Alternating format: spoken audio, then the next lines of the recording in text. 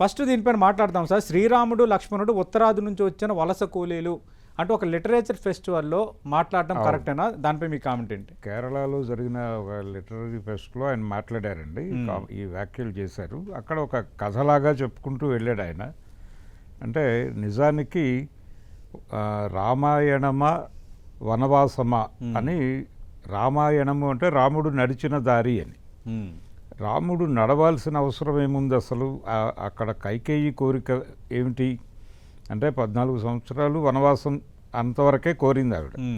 కాబట్టి అయోధ్య పక్కన ఉన్నటువంటి ఒక అడవిలో పర్ణశాల నిర్మించుకుని అక్కడే ఉండి అక్కడి నుంచి తిరిగి అయోధ్యకు వెళ్ళిపోయి ఉండొచ్చు కదా.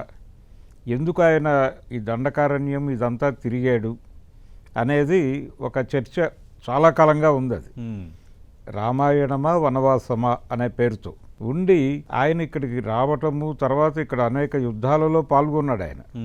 వాలి సుగ్రీవుల యుద్ధంలో ఆయన వాలికి వ్యతిరేకంగా సుగ్రీవుడి వైపు స్టాండ్ తీసుకుని వాలిని వధించి సుగ్రీవుణ్ణి రాజుని చేయటం, అలాగే విభీషణుడు రావణుడు మధ్యలో ఆ కాన్ఫ్లిక్ట్లోకి వెళ్ళి రావణ వధ చేసి విభీషణుడిని అక్కడ రాజుగా పట్టాభిషిక్తుడిని చేయటం, వీళ్ళందరినీ తనకి సామంతులుగా మార్చుకోవడం.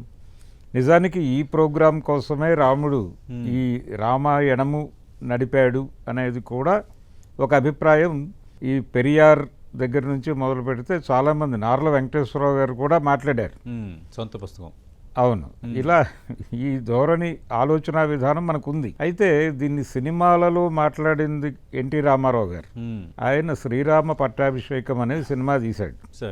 ఆ సినిమాకి రైటర్ సముద్రాల గారు. కానీ సముద్రాల గారు రాసిన స్క్రిప్ట్ని తన ధోరణిలోకి మార్చుకున్నాడు ఈయన ఎన్టీఆర్.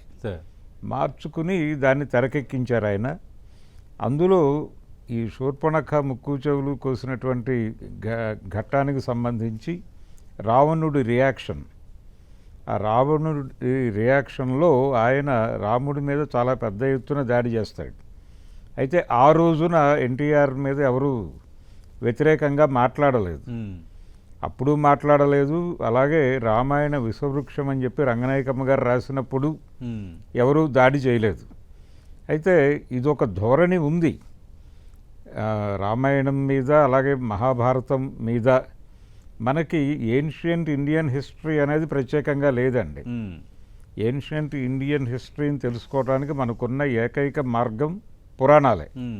పురాణాలని డీకోడ్ చేసుకుంటూ కొంత గత చరిత్రను తెలుసుకునే ప్రయత్నం చేస్తూ కొంతమంది ఒక డీకోడ్ బ్యాచ్ ఒకటి బయలుదేరింది.